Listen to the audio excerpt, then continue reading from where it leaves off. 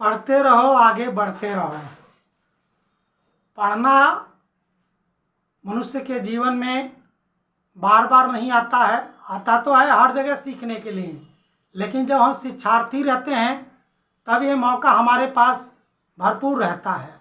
और उस समय हम नहीं पढ़ते हैं तो आगे हमको पढ़ने का मौका कम मिलता है। जैसे ये सब सवाल जो है हम जो लगा रहे हैं, ये बार बार आपको बाद में आएगा तो आप नहीं लगा पाओगे, तो वो चीज़ दूसरी बात हो गई।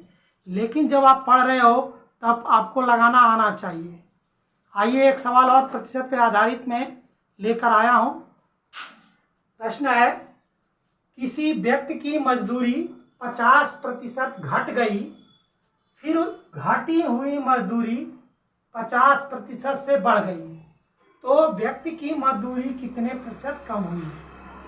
देखिए ये बहुत इंपॉर्टेंट क्वेश्चन है, ये आए दिन कंपटीशन में आता है और बहुत महत्वपूर्ण क्वेश्चन है।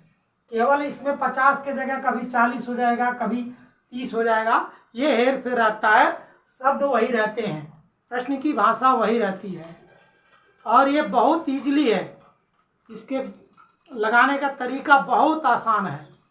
अभी मैं लगा रहा हूँ, देखिए कैसे आसान है। कह रहा कि प्रतिशत कम, यही हमारा लिख देंगे प्रतिशत कमी। जब दोनों राशियां सेम दी रही होती है, यानी घट गई या फिर बढ़ गई, ये दोनों यदि सेम है तो एक फार्मूला होता है मैथ में, x²/100। बस इसी में मान रख देंगे। x क्या है? ये है, ये दोनों 50 है ना, वही x है, इसी पर रख देंगे, हमारा आंसर लग जाएगा। x का मतलब 50 का वर्ग बटे 100, यानी 50 गुना 50, यानी वर्ग का मतलब 2 बार 50 का गुणा हो जाएगा और ये 100। ये 0 से ये 0 कटा, ये 0 से ये 0 कटा, और 5 में 5 का गुणा करेंगे तो आएगा कितना? 25, यानी 25% की कमी। यही हो गई इसका आंसर, हो गया ना। 25% जहां दिया हो या 25 दिया रहेगा वहीं मार देना है आपको, ठीक ना, है ना आसान। प्रश्न की भाषा में ही हम उलझ जाते हैं, लगाते नहीं है, लेकिन ये हमें लगता है 10 सेकेंड का सवाल नहीं है, हमको बताना है इतना लंबा गए नहीं, मैं इतने ही दूर में काट पीट करके ला दिया होता, लेकिन हमें आपको समझाना है, इसलिए पूरी बात लिखा हूँ। ये 10 सेकेंड का सवाल है और इस पर अच्छे नंबर आते हैं। अब आपको इसी पर आधारित एक क्वेश्चन मैं दे देता हूँ, आप बना के दिखाइएगा मुझे, तभी तो लगेगा कि आप बना रहे हैं इस तरह के क्वेश्चन। आपको मैं यहाँ चेंज कर देता हूँ, ये 50 के जगह 40 कर देता हूँ बस, और सेम उसी फार्मूले पर रखिएगा, ये लग जाएगा।